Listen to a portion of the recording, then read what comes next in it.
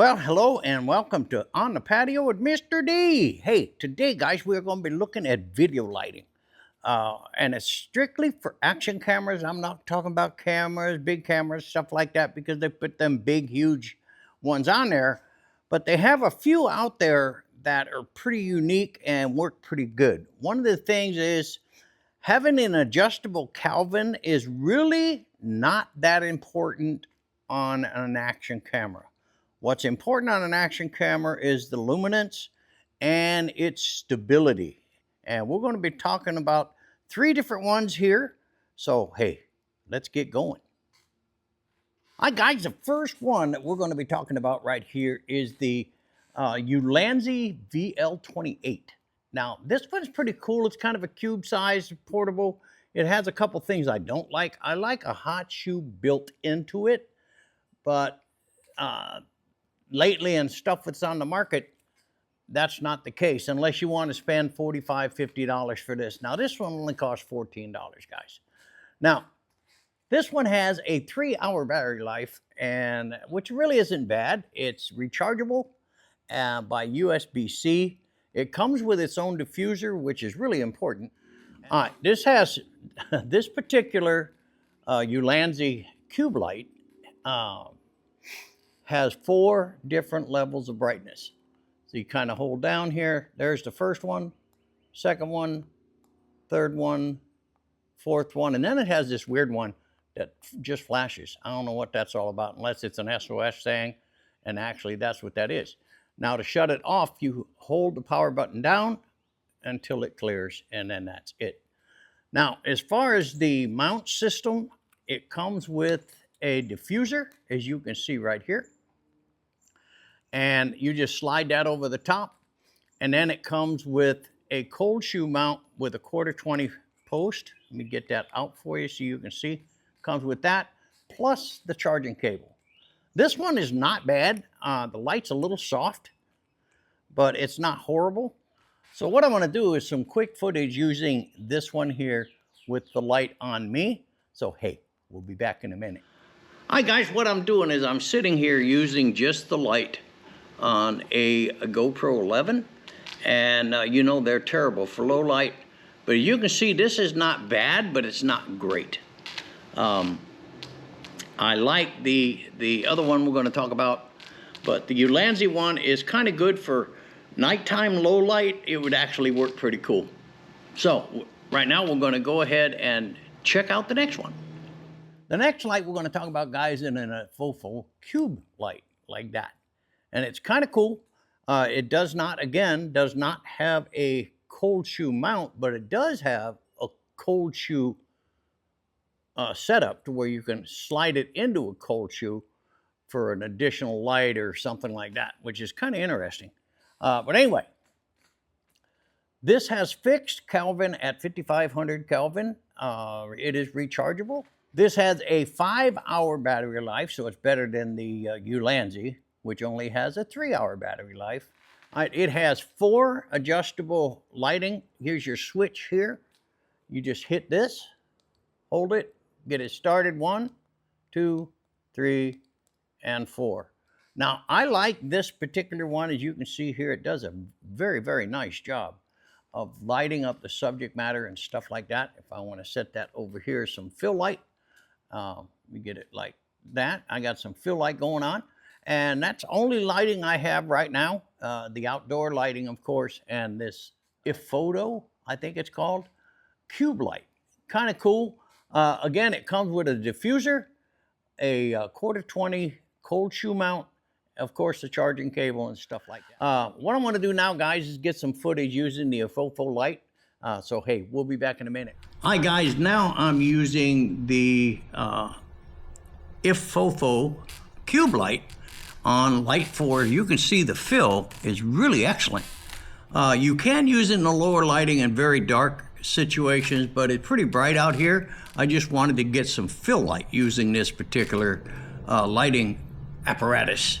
I'm shooting this one on my Insta360 Ace Pro, and you know that has a automatic low light adjustment, which is really cool. But adding the video light adds some nice fill to it. So that's pretty cool. So anyway, hey, we're going to continue on with our last one. So we'll be back in a bit. Now, the next one we're going to talk about, guys, is more or less of a, it's really not a very good light. It's 3 levels of Kelvin, but no adjustments on the brightness. So this is what you get. Now, the unique thing is it looks like a roll of film, old 35 millimeter film, and it has a magnetic mount. Now, I checked this before I was going to take it out on the bike, but I changed my mind because as soon as I started shaking it, it came off. So that makes this absolutely worthless. There is no way you can go ahead and mount this on any action stuff that you're doing, bicycling, car, stuff like that. This thing's going to just pop right off like that. So it's really not a good buy. But anyway, I'm going to run you through it. It's called the TT Artisan Magnetic LED light. It has 3000 Kelvin, 4500 Kelvin, and then 6000 cool white. The bad thing is that this just doesn't adjust. The only thing it does is a Kelvin adjustment, and that's it. So it's not much. I can't even get a good fill light out of this, so it's really a bad unit. The thing they're banking on is the retro film look. That's what they're banking this whole thing on.